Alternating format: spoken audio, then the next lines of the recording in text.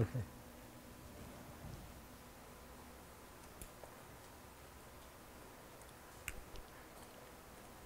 Okay, so good afternoon, everybody. Okay, and so now we've come to the third class in the series. And the topic of the class today will be on karma and rebirth. And so in the last class, we spoke about the Four Noble Truths. And to really understand the Four Noble Truths in sort of depth and to understand them with their full implications, it's important to view them against what we might call the broader picture against which the Buddha's teaching unfolds. And that broader picture involves an understanding of what we call rebirth and of the particular dynamics or the laws that underlie the process of rebirth. And in order to approach this question, or this issue, this topic, I thought to begin by considering that there are three possible views, perhaps more, but at least three, maybe most prominent views of what happens to us at death or after death. So one of these is, can you see clearly in the back? Okay.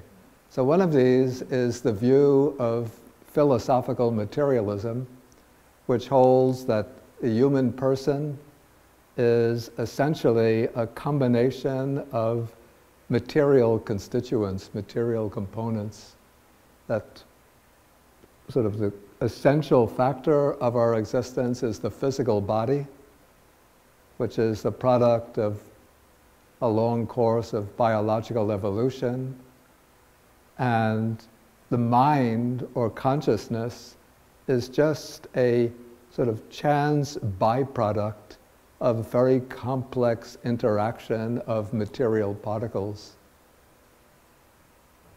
And so when the physical body comes into being, perhaps at conception, perhaps during the process of fetal development, perhaps at birth, consciousness or mind arises. Consciousness or mind is completely dependent upon the physical organism, and mind will continue to function as long as the body is alive. And then with the death of the body, there's no longer a suitable physical organ that can support the functioning of consciousness. And so with the death of the body, consciousness comes to a complete end. Obliterated, nothing remains after death, except, we could say, the influence, the impact that the person has had on other people or other beings in their community, in their society, or their biological offspring. But as far as individual consciousness goes, it comes into being with the physical birth, and it completely is annihilated with the death of the body. This is the dominant view, we could say, in those branches of science that rely on completely naturalistic premises. And of course, the big problem for this point of view is how do we explain the arising of something that has the capacity for what I would call inward examination, inward self-examination, something that has the capacity for awareness of the world around it, something that's of a completely different type from physical phenomena, from chemicals and molecules and cells. Okay, and so even though scientists or those, let us say that this is a philosophical position based on science, it's not something that is a position that is completely determined and verified by science. It's really just a kind of philosophical interpretation of the discoveries of science. So we find that if the brain is affected in some way, that will affect the functioning of the mind, the functioning of consciousness. And so from this, one jumps to the assumption that consciousness is just a byproduct of brain or neurological function. But how does one explain something with the capacity for awareness on the basis of just a conglomeration of material particles? Perhaps it's possible, but the conclusion doesn't follow inevitably that through an assemblage of material particles, something utterly different like consciousness can arise. Okay, the other position, actually the materialistic position, is the one that should be called the one life theory. But what I mean here by one life theory should better be called one afterlife theory. So this would be sort of the position that we find maybe is characteristic of mainstream Christianity. So we live one life on earth, and our deeds and our faith in this life will determine our destiny forever in the afterlife. So if we have belief in a particular conception of God, if we have faith in a particular person as the proclaimed messenger, incarnation, prophet of that God, if we have faith in a particular set of scriptures, and if we follow the ethical injunctions of the teachers in that tradition, then at death we will go and spend eternity in heaven. And if we don't have faith, if we disparage and turn our backs on that God and denigrate his representatives and deny the truth of these scriptures and don't fulfill the ethical commandments of that religion, then we spend eternity in the dark place in hell.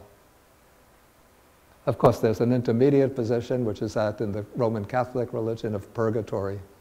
But still, purgatory and what follows from purgatory is considered an extension of the single life that takes place after the death of our physical death here.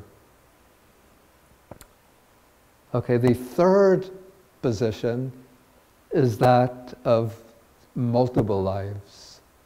That we don't, when we come into this life at birth, we're not coming out of nothing, but we come from a being in a previous life, a being that was in some sense the progenitor of ourself. And through our actions, through our deeds that we perform in this life, our consciousness is going to continue into a new existence in which we reap the consequences of our deeds in this life.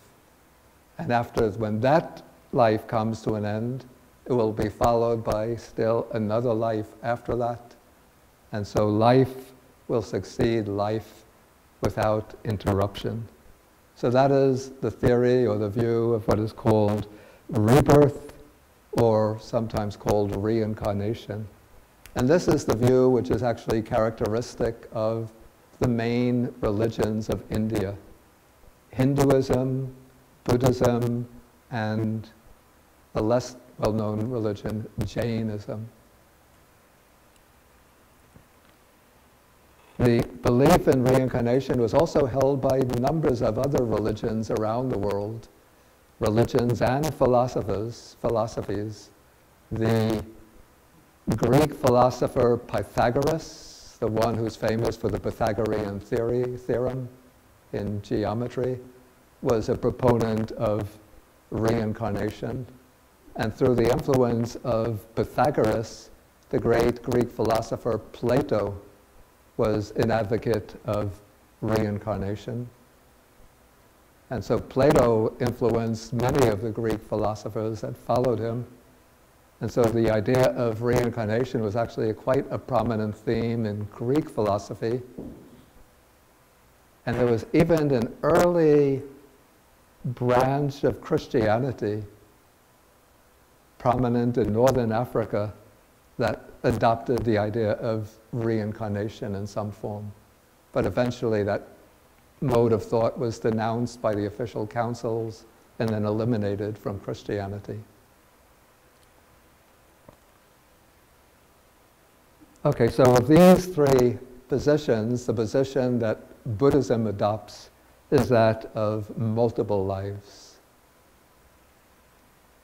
But there's a difference between the Buddhist, a significant difference between the Buddhist teaching of what we call rebirth and the teaching of reincarnation that's prominent in Hinduism. The difference is that the Hindu philosophy, the fundamental idea of the Hindu philosophy is that we possess a single, permanent, everlasting, unchanging self or soul. That is called the Atman.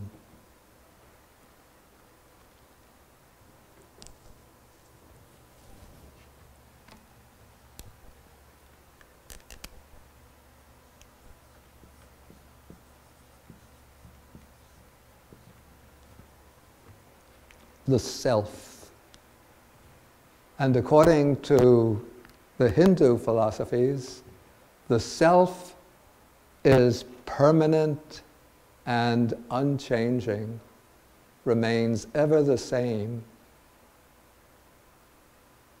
but it migrates from body to body, retaining its identity.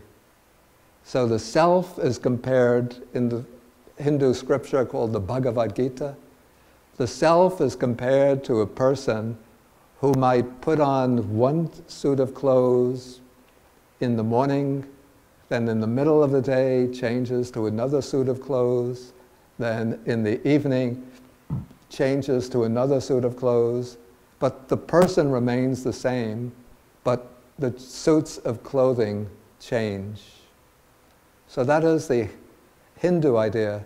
The Atman, the self, is like the person, and the bodies are like the suits of clothes, taken up, discarded, a new one taken up, discarded. But the Atman, that core of the self, is always present, always the same. Okay, the Buddhist theory of, or doctrine of rebirth does not involve the belief in a permanent, unchanging self. As we're going to see next week, the Buddha teaches, in fact, that there is no single permanent entity that we can call the self. But what we call the person is always in process, always changing.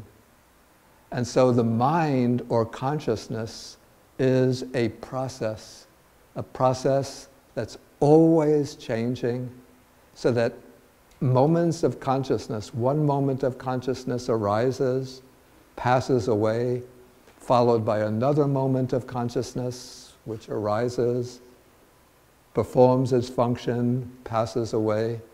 And so the mind is this sequence, this succession of occasions of consciousness. So it's an ever-changing process, never remaining, without any kind of substantial entity that remains the same. But what Buddhism teaches is that at death, the process of consciousness doesn't come to an end, but rather the process of consciousness, when the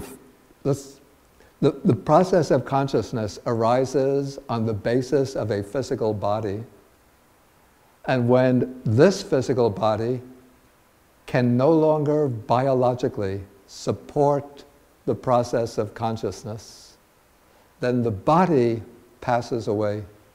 The body undergoes death, but consciousness does not come to an end. Rather, the consciousness will then, the stream of consciousness, the process of consciousness, will then move on and take up another physical organism. It will arise on the basis of a new physical organism. And that is what is called rebirth. It's the arising of the stream of consciousness based on a new physical organism.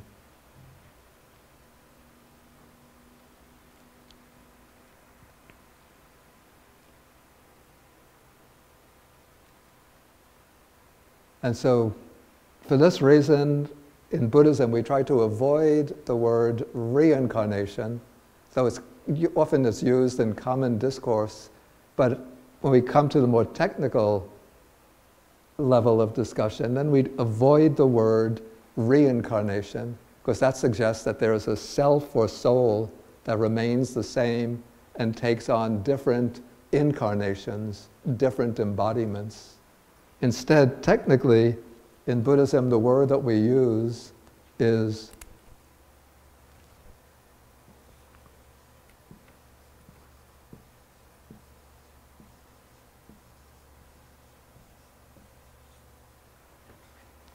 puna bhava. The word puna means again, and bhava means existence or becoming. So puna bhava is literally again becoming again and again, or taking on existence again and again.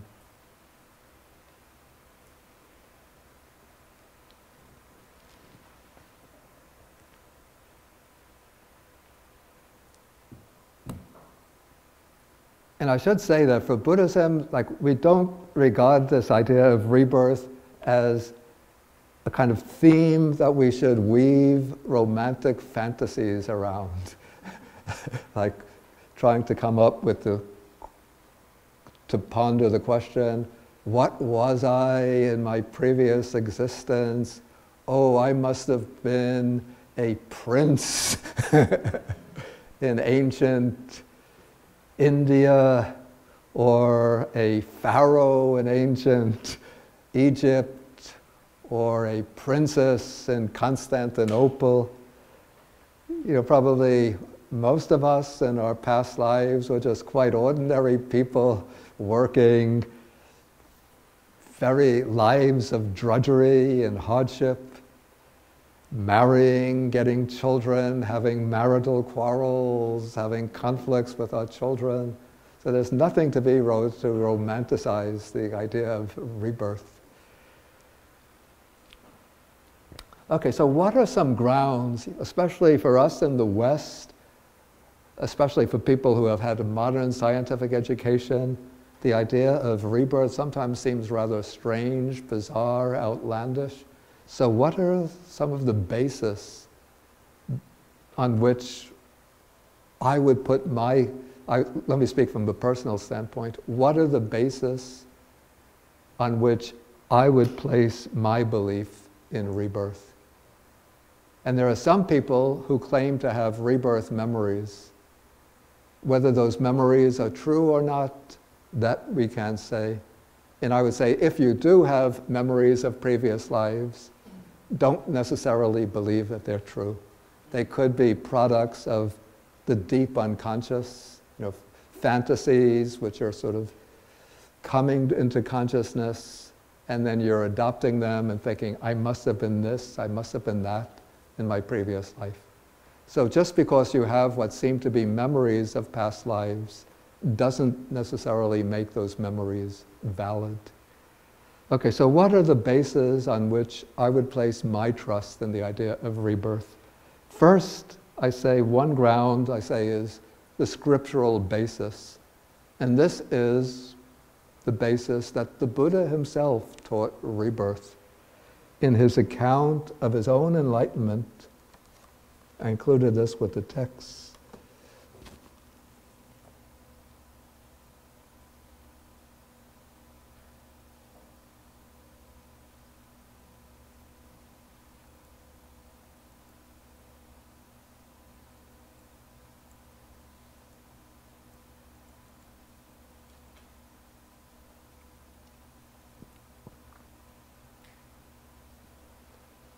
he says that when my mind was concentrated, purified, cleansed, unblemished, rid of defilement, malleable, wieldy, steady, and attained to imperturbability, very calm, focused, unified mind, I directed it to the knowledge of the passing away and rebirth of beings.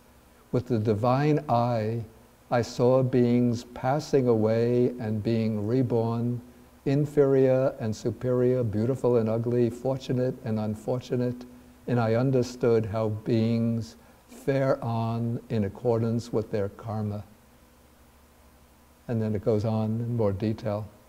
And in many places in the Buddhist texts, we find the Buddha speaking about rebirth as something that he was able to witness for himself.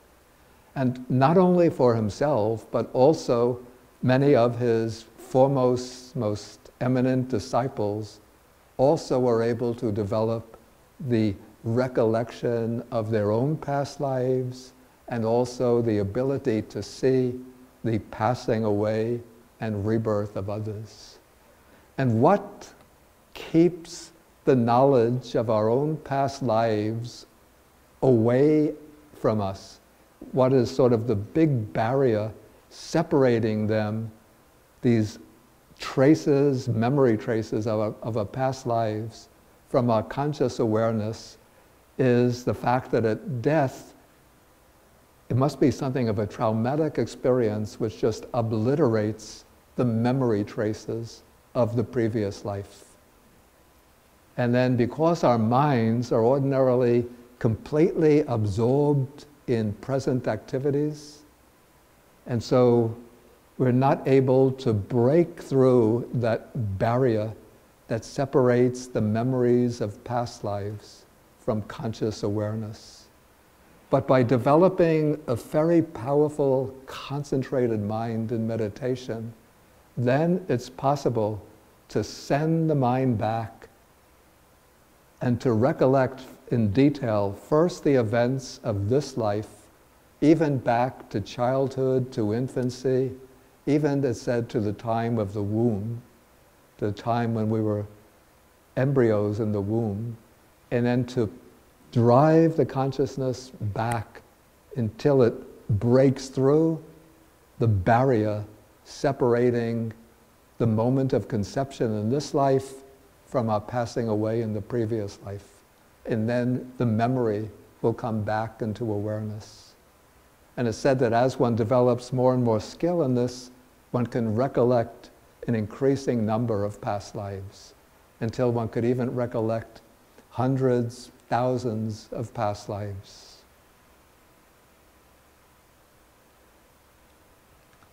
Okay, so one basis for my own trust and belief in the teaching of rebirth is the teachings that have come down in the Buddhist scriptures.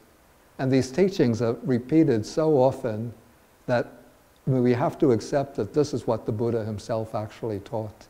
It's not some kind of stray passages that somebody else might have inserted into the Buddhist texts in order to make Buddhism seem like Hinduism, but the passages come so often that they seem to be part of the fundamental framework of the Buddha's teaching. Okay, a second ground is what I call rational ground, and this is using reason to try to give some credibility to the idea of rebirth. Though I don't think it's possible to prove the existence of past lives by the use of reason.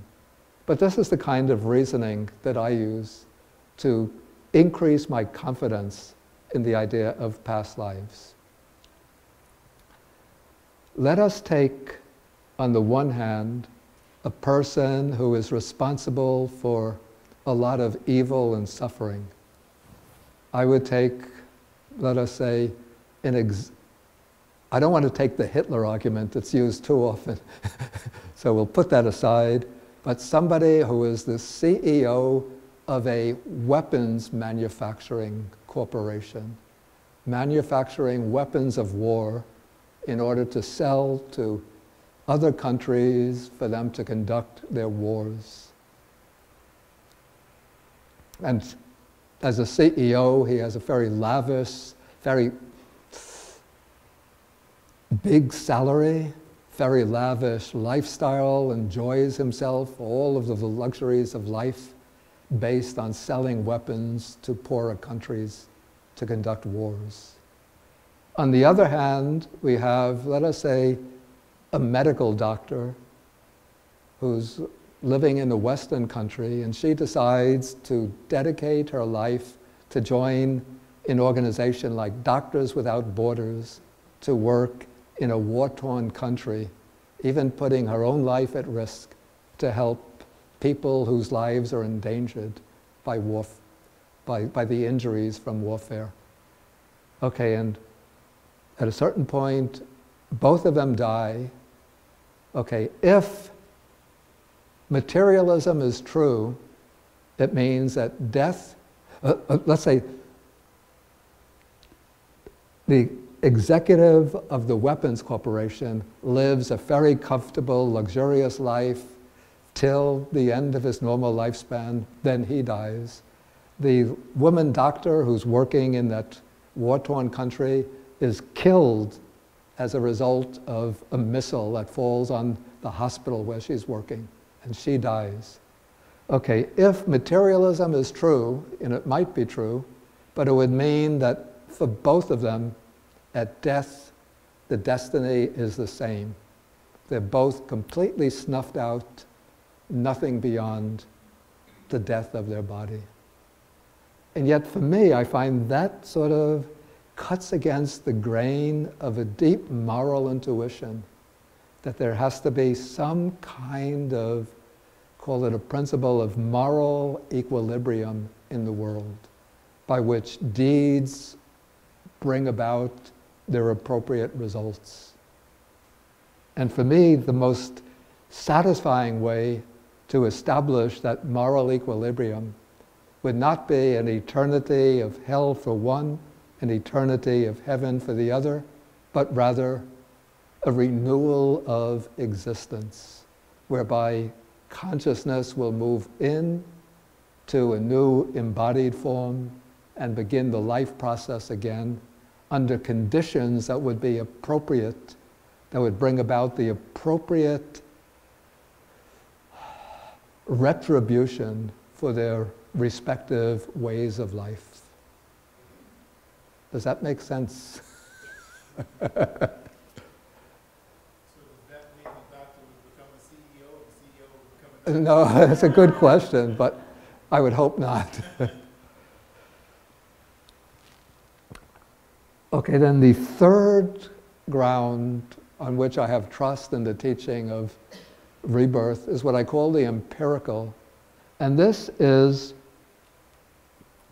evidence that has come through some investigations. There's a remarkable type of phenomena which has been actually investigated, and the cases have been recorded and compiled of children who, when they reach the age that they're able to speak, tell their parents, their biological parents, "You are not my only parents, but I used to live in such and such a town or village," and they'll say, "My parents were named so-and-so, and I had maybe 2 brothers and a sister, and we lived in a house that had let's say, a red roof," and they'll describe the conditions under which they've lived, and they'll describe the circumstances under which they died.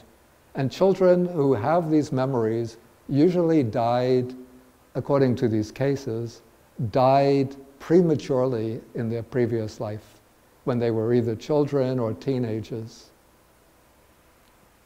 And a great number of these cases have been collected and quite rigorously investigated by a man who was formerly the chairman of the Department of Medicine at the University of Virginia. His name is Ian Stevenson, and he has published a large number of books in which he's compiled these cases, which he's investigated himself. So maybe the most accessible book is called, I think it's called 20 Cases of the Reincarnation Type, or 20 Cases Suggestive of Reincarnation.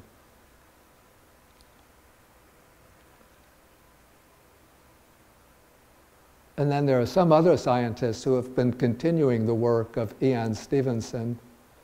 I think the one who's been conducting most of this work, his name is Jim Tucker. I think he's also at the University of Virginia. And so these cases are very, very difficult to explain in any other way except by contending that this child who's provided these details about a particular child who died earlier and who had such and such parents, lived in such and such a house, very difficult to explain these cases on any other ground, but that at least in these cases, reincarnation or rebirth has taken place.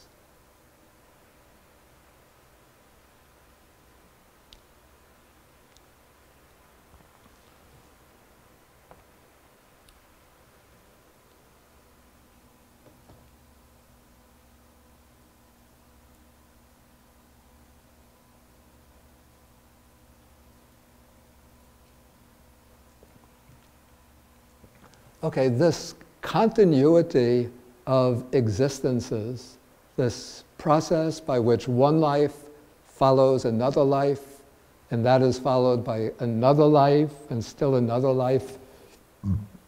This is what we call in Buddhism samsara. I know samsara, the word samsara has now been almost absorbed into English. And I remember some years ago, there was even a perfume named samsara.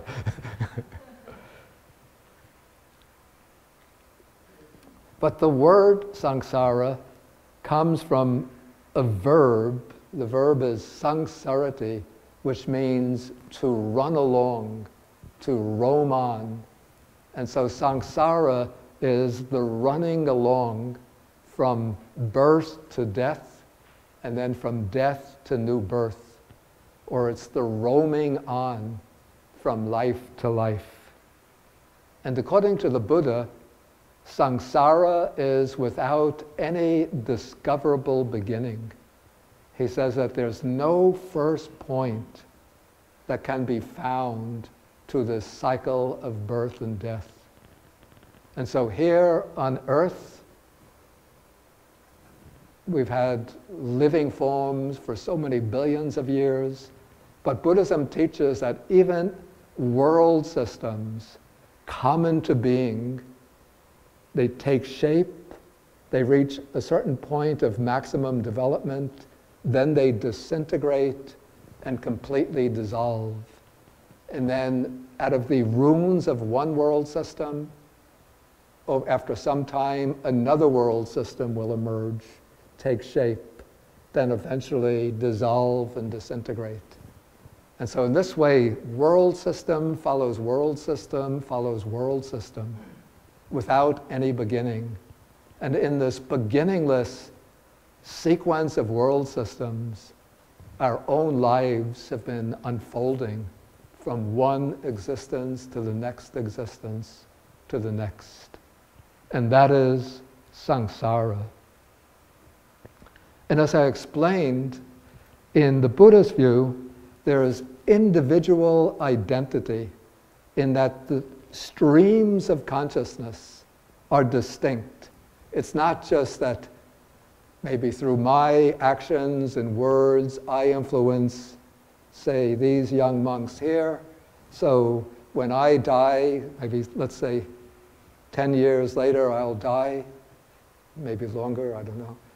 So the image of my face and my words and my actions, they'll remember. And so it's not the case simply that I'm being reborn because I'm influencing their thinking, their ideas. But rather streams of consciousness are individual and continue on from life to life. But these streams of consciousness, as I said, are always changing, arising and passing away from moment to moment. And so this is compared to, maybe a good example to illustrate this would be a candle. So we have a candle, we have the wax base of the candle, we have the, what's that called, the string? The wick, thank you. And then the flame of the candle. Okay, so the flame is burning on the basis of the same base, the same candle. But the flame is always consuming new particles of the wick, new particles of oxygen. It's giving off carbon dioxide. And the flame is a process, always changing. And yet we call it the same flame because it's arising on the basis of the same wax.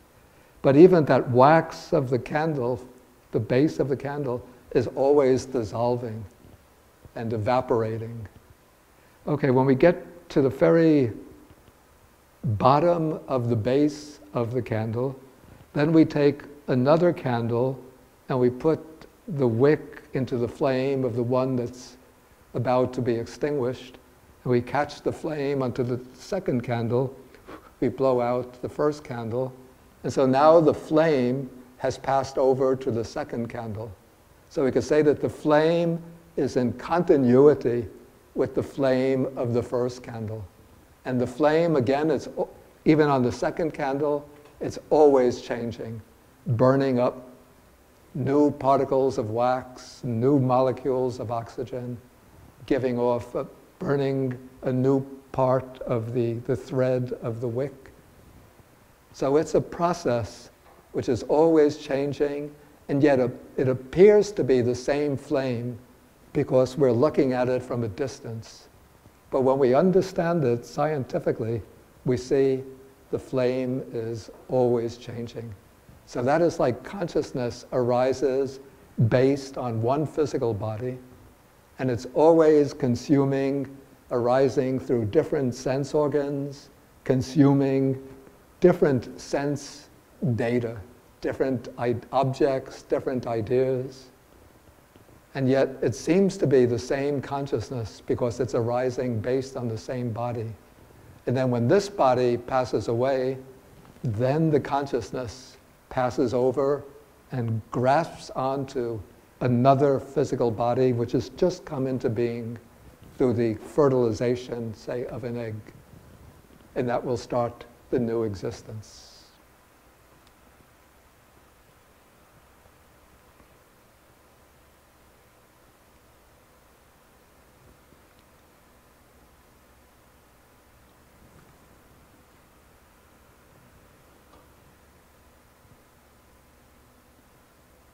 Okay, and so according to the Buddha's teaching, underneath this rebirth process, there is a particular causal structure.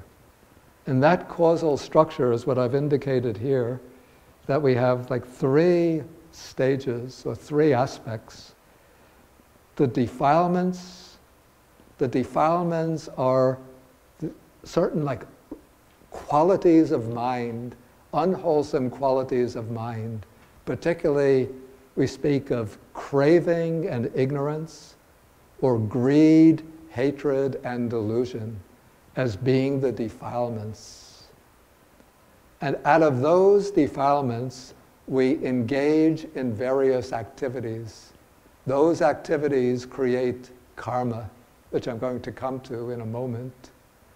And this karma, together with the defilements, will, let's say the defilements, the ignorance and craving, are the fundamental causes for rebirth, and it is the karma that determines the particular form in which rebirth takes place. Okay, so with that, we come to the next topic, which is sort of the twin topic that goes along with rebirth, and that is the topic of karma. Again, karma, it's a word which has been absorbed into everyday English usage, but often with distortions and misunderstandings in its meaning.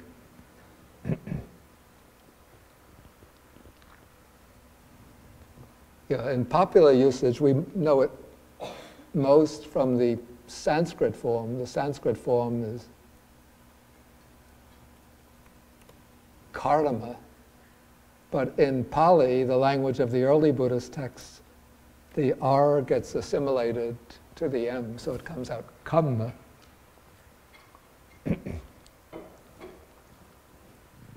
So the Buddha gives a very precise and a psychological, ethical definition of this word kamma.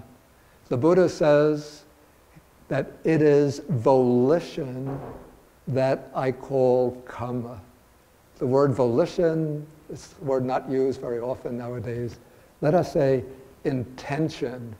So it's the intentional activity of the mind that creates kamma.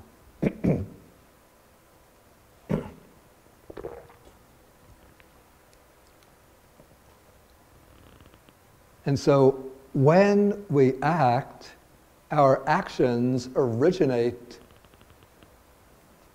initially from intentions, from purposes, from motivations. And so we first form an intention, and then from that intention, we can act physically. If I'm angry at somebody, I want to harm them physically, I might go up to them and punch them. Before I punch them, there comes the intention, I want to harm that person. I'm going to punch them. So it's that intention of punching that motivates the physical act of punching the person. If I don't like somebody and I want to cut them down with some kind of cutting speech, first comes the intention to hurt somebody's feelings, and then that intention will express itself in that cutting, denigrating speech. If I want to cheer somebody up by speaking some kind words to them, then there will come the intention of consoling somebody, encouraging them, and that will motivate the encouraging speech. If I want to help somebody in trouble by giving them, if they're hungry, giving them a meal, there comes the intention of giving, and that manifests in the act of giving. So the decisive factor in action is the intention, the volition, the motivation. And it's the motivation that can express itself in bodily action, in speech, or even simply in thoughts. So those are the three doors of action: body, speech, and mind. But what lies behind all action what lies behind all of the actions manifesting through the three doors is the intention, the volition. And the Buddha distinguishes karma according to its intention, according to the motivation.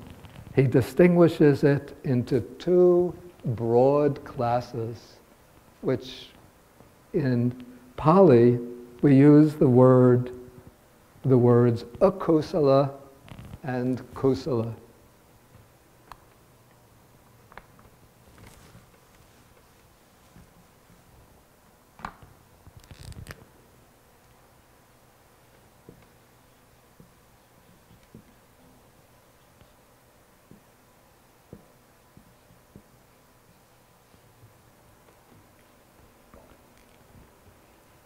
Okay, so kusala, let's say, take this one first,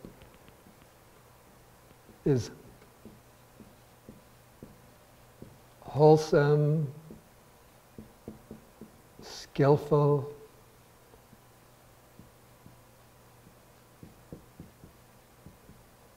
or beneficial action. And then akusala is just the opposite, unwholesome, unskillful, or harmful action. Action that's harmful to oneself, harmful to others. And so that is the basic moral distinction or ethical distinction that we draw between different types of karma. And the distinction in the types of karma are based on the intentions or the motivations out of which those actions flow.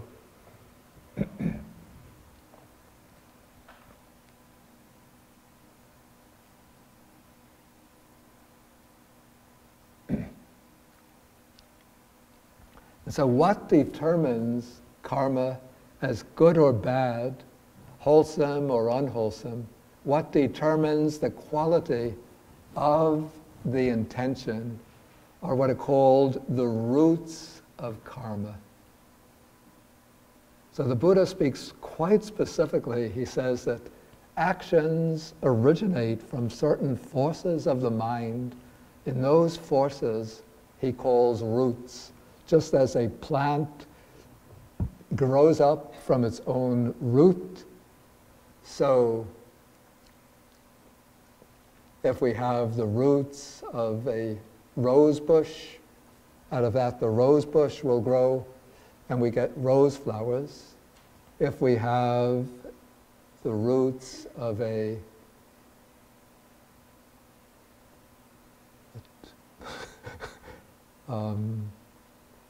daffodil, then out of the daffodil roots, the daffodil plant will grow, and then you get the daffodil flowers. So different kinds of actions originate from different roots, and the Buddha distinguishes the unwholesome roots from the wholesome roots.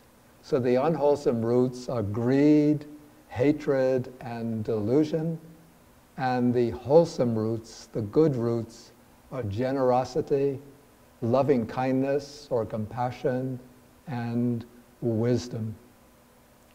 And then from these roots, we get the main types of karma. And we find in the Buddha's discourses, again and again, he mentions certain types of actions as being unwholesome and certain types of actions as being wholesome.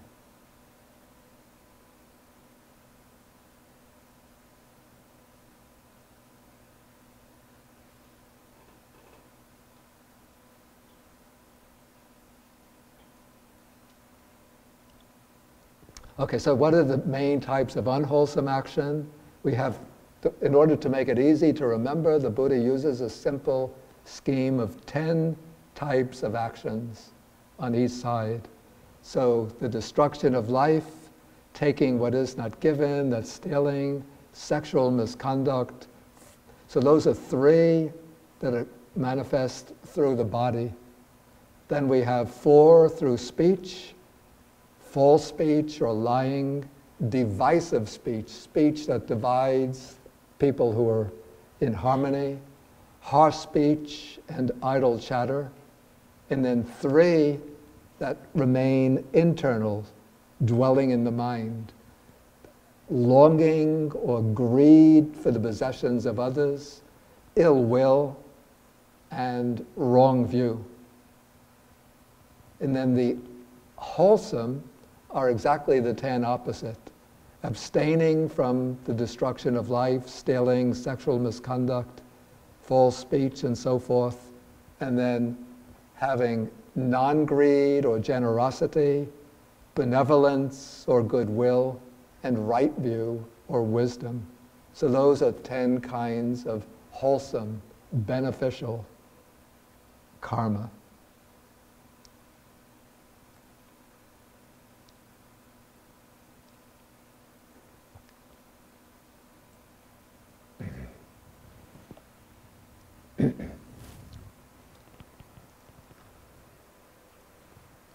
Okay, now karma and the rebirth process are both very intricately linked together, so that we could say that karma is the dynamics that underlie the working of the rebirth process.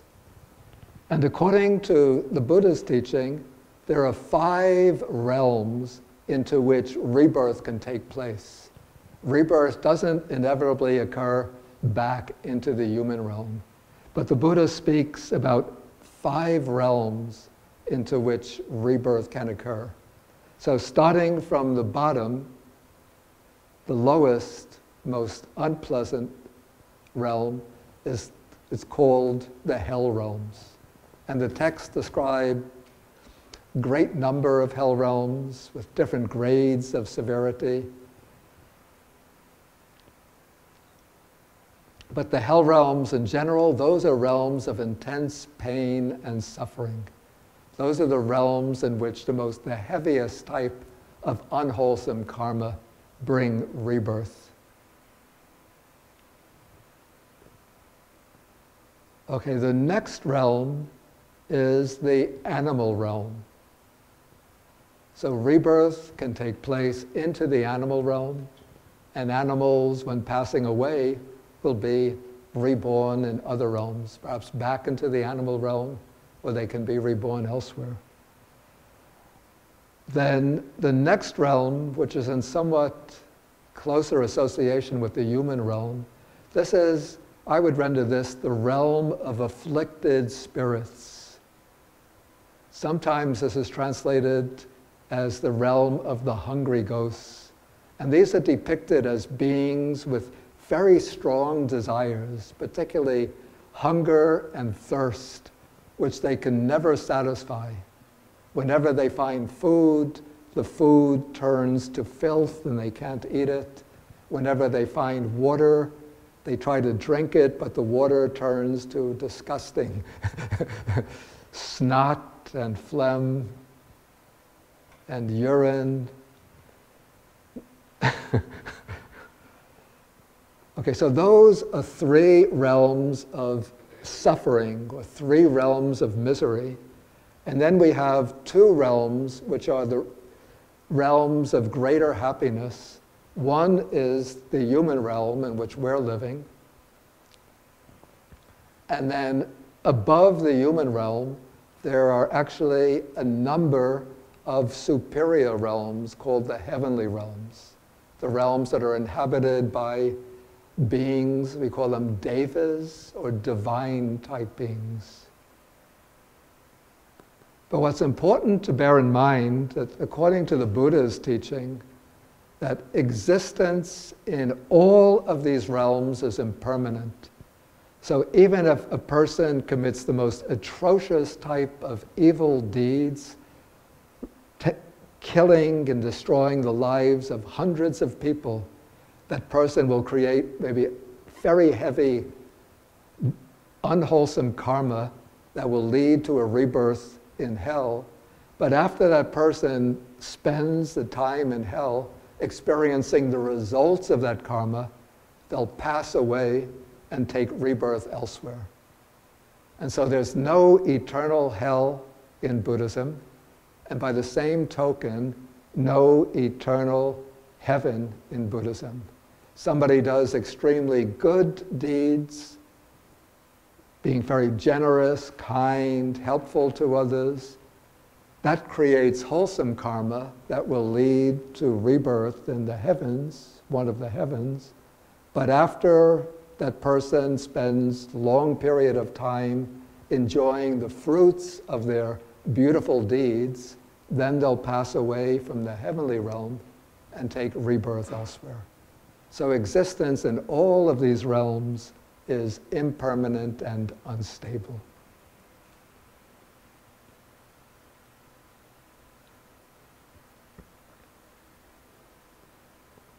And what determines rebirth into these realms, as I said, is our karma.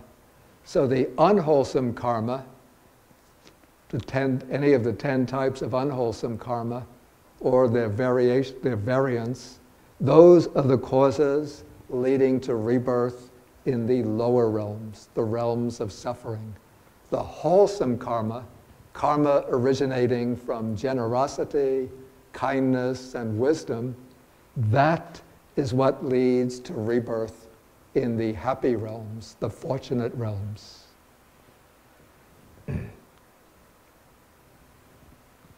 But the ultimate aim for Buddhism is to break free from this entire process of birth and death. Because, as I said, existence, even in the heavenly realms, though it's desirable as a temporary resting place, but it's not the final goal because it's impermanent. So the final goal for the Buddha's teaching is to follow the path that leads to liberating wisdom. And it's through that wisdom that we break the cycle of birth and death and gain the ultimate freedom, which is liberation from birth and death. Okay, now I can take some questions. And I think we have another microphone that we could pass. So this gentleman in the back. But please take the microphone so the question gets recorded.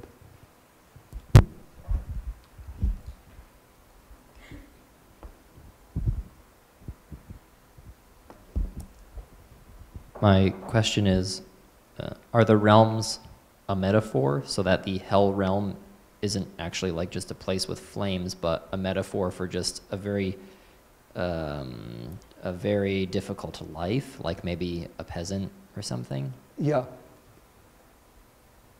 According to the Buddhist text, they're not presented as metaphors, but they're taken to be quite literally other realms of existence. And please, one more question. Yeah. I teach high school and my students always ask, and I can't answer them. They say, if more and more streams of consciousness, if through the process of rebirth, the goal is that these streams of consciousness are no longer reborn, wouldn't over time there would be fewer and fewer streams of consciousness if people are doing the right thing? Yeah, that's a good question. What I would say, first let me say that the question never comes up in the Buddhist text. So I don't have a textual answer to so my students are doing pretty good then. They're sharp. Yeah. They're coming up with good questions. Okay, so this is my answer, that I would say that the streams of consciousness are infinite in number. And so as more and more streams of consciousness get liberated, there's still an infinite number of streams of consciousness remaining. That's the only answer I can give. And I know that this is a different faith, but would you say they ask the same question in Hinduism? As the Atmans experience unification with Brahman, there's just more Atmans? There's just infinite I think one could more ask the Atmans? same question in Hinduism, but I don't have contact with actual Hindus, and I haven't discussed with them whether that question ever gets raised. Okay, thank you.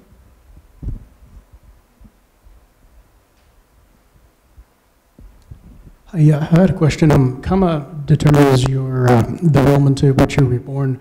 Does it also determine, like, even if two people are born as humans, if one is, say, born poor and sick and in a bad country, and the other is born rich and healthy, can we assume that's because they have their actions in previous lives, or is that distinction made?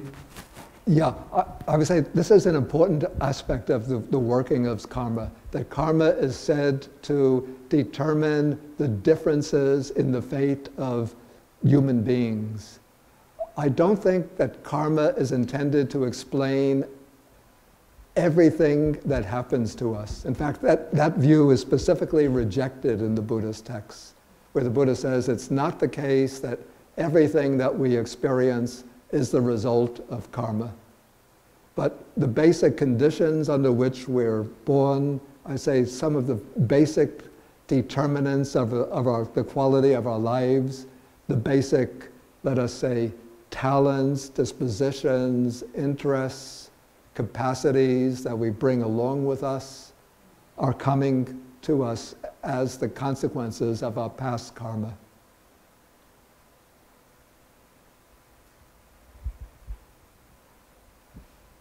Okay, I think Nancy, is that your name? Yeah. Okay, if you have to, okay. Sorry, my name is John. Yeah. Okay, so what about unintentional Yeah.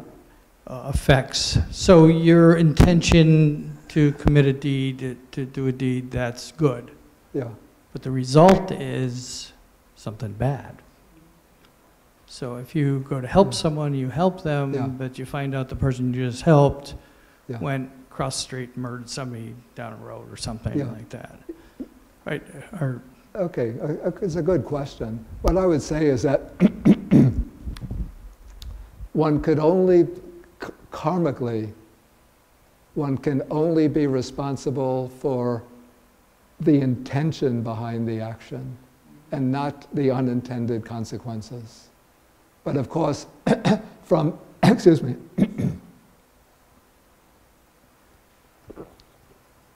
from a moral point of view, we have to consider possible unintended consequences of our action. But as long as we are acting with good intention, then the karma that will be created by the action will be the karma that's appropriate for good intentions. Okay, I think Nancy had, and then... I keep wondering how meditation fits in. Yeah. Is it a necessity or a result of Buddhism? A necessity or? Well, to reach states of greater understanding. Yeah, I mean, obviously that's what we use it for, yeah. but was it there first? I'm not sure.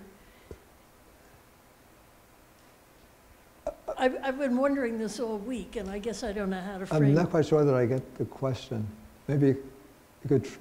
I get, like, when did meditation become part of Buddhism? Oh, meditation was part of Buddhism even before the Buddha's enlightenment. The Buddha used meditation. That was part of the ancient Indians' spiritual tradition, was to use meditation as a means to develop higher states of consciousness and realization. Okay, thank you. And so the Buddha, when he left the palace and became a wandering ascetic, he took up the practice of meditation under several meditation teachers. Thank you.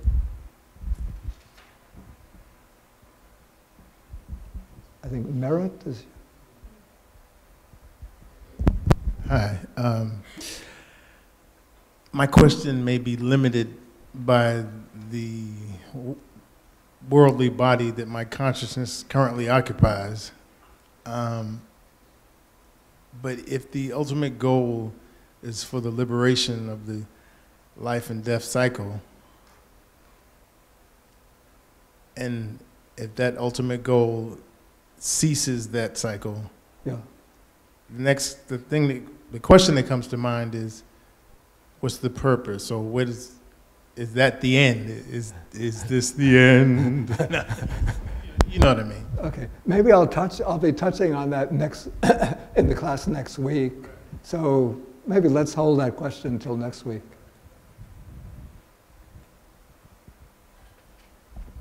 I had two questions and they were asked. But I will say that, I don't know if it's common to our culture, but I certainly grew up with this, the road to hell is paved with good intentions. Yeah. So this is completely kind of opposite thinking. Except that I don't think it's really true that the road to hell is paved with good intentions. I think the underlying text to that is that people, if they have good intent, they might espouse good intentions, but their real intentions are harmful.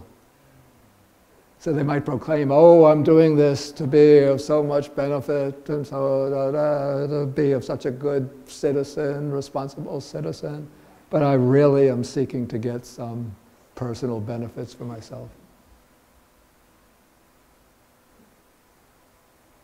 Okay, so maybe we take 7-minute break or so. Was it 5 after a 10-minute break? And then we'll come back 3:15. We could come back to the meditation section. Okay, so thank you for your attention.